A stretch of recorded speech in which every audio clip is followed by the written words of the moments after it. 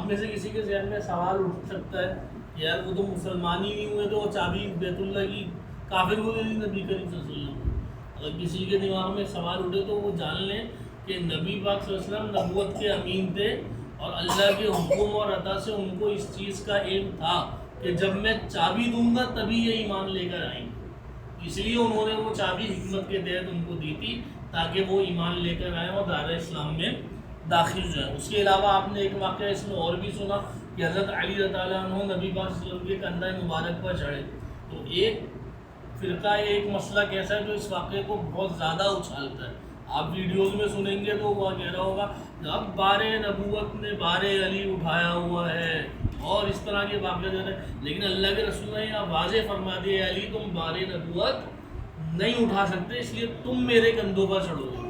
اور نبی پاک کے کندھوں پہ چڑھنا اتنا آسان نہیں تھا، اسی لیے جبریل امین علیہ السلام نے سہارا دیا تھا. اور حضرت علی نے یہ تک بولا کہ جب میں کودا اتنی اونچائی سے تو مجھے چوٹ نہیں لگی، تو فرمایا تمہیں چوٹ اس لیے لگی کہ جبریل امین علیہ السلام نے تمہیں اتارا.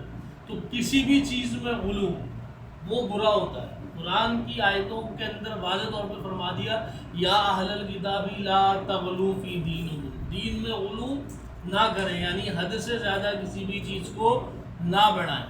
لیکن نبوت کا جو مقام ہے وہ نبوت کا مقام ہے، جو احادیت کا مقام ہے وہ احادیت کا مقام ہے، جو غوثیت کا مقام ہے وہ غوثیت کا مقام ہے، جو ولایت کا مقام ہے وہ ولایت کا مقام ہے. ہر چیز کو آپ اللہ کے ولی کی حیثیت سے، اللہ کے ذاکر کی حیثیت سے اپنے اپنے مقام کے مطابق دیکھیں. مقام کوئی بھی ہو، کتنا ہی اونچا ہو، سب اللہ رب کریم کے محتاج ہیں. اللہ رب کریم نے جس کو جو عطا فرمایا اس کو وہ مل گیا. اس بحث میں نہ پڑے کہ یہ ملا اور یہ نہ ملا. بیت اللہ شریف کی صفائی اور پاکیزگی کے بعد حضور نبی کریم صلی اللہ علیہ وسلم نے حضرت عثمان بن طلحہ کو طلب فرمایا. یہ واقعہ ہم نے پڑھ لیا کہ ان کو چابی مل گئی اور وہ دار اسلام میں داخل ہو گئی. سب سے پہلے کائنات میں بیت اللہ شریف کی تعمیر ملائکہ نے کی اور بیت المعمور بنا. یہ وہ گھر تھا جس میں اللہ تعالیٰ کی عبادت ہوتی اور اس گھر کا طواف ہوتا. پھر دوسری بار حضرت آدم علیہ السلام نے فرشتوں کے تعاون سے بیت اللہ شریف تعمیر کیا. تیسری بار طوفان نوح کے بعد حضرت نوح علیہ السلام نے بیت اللہ شریف کی تعمیر فرمائی. چوتھی بار یلدر کافر نے بیت اللہ شریف تعمیر کیا. پانچویں بار اس کے بیٹے شمعون بن یلدر نے خانہ کعبہ تعمیر کیا. چھٹی بار کچھ تعمیر حضرت داؤد علیہ السلام نے، کچھ تعمیر حضرت موسیٰ علیہ السلام نے کی. ساتویں بار حضرت ابراہیم علیہ السلام، حضرت اسماعیل علیہ السلام نے تعمیر فرمائی. آٹھویں بار قریش مکہ نے بیت اللہ شریف کی تعمیر فرمائی. 9ویں بار بیت اللہ شریف کی تعمیر کا سہرا حضرت عبداللہ بن زبیر رضی اللہ عنہ کے سر ہے. 10ویں بار بیت اللہ شریف کی تعمیر حجاج بن یوسف نے کی اور ابھی تک یہی تعمیر موجود ہے. اللہ رب العزت کی بارگاہ میں دعا ہے آج جو درس سنا اللہ رب کریم اس پر ہمیں عمل کرنے کی توفیق عطا فرمائے. اور یہاں یہ بھی نوٹ کریں کہ یہ ایک ایسا گھر ہے کہ بنی اسرائیل میں جو نبی گزرے اس میں ذکر ہے حضرت موسیٰ علیہ السلام کا، ٹھیک ہے، کہ انہوں نے بھی اس گھر کی تعمیر کی ہے. حضرت داؤد علیہ السلام کا، انہوں نے بھی اس گھر کی تعمیر کی ہے.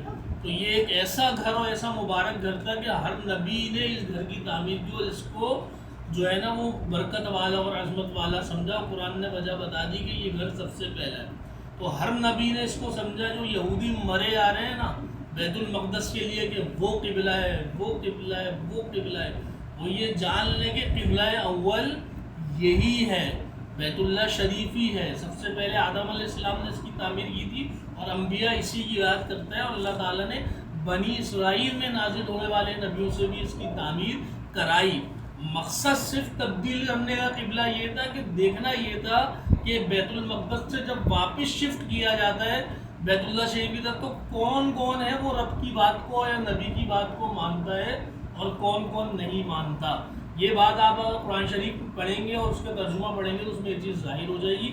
اللہ رب العزت سے دعا ہے کہ وہ ہمیں یہ درس سنتے رہنے کی توفیق عطا فرمائے.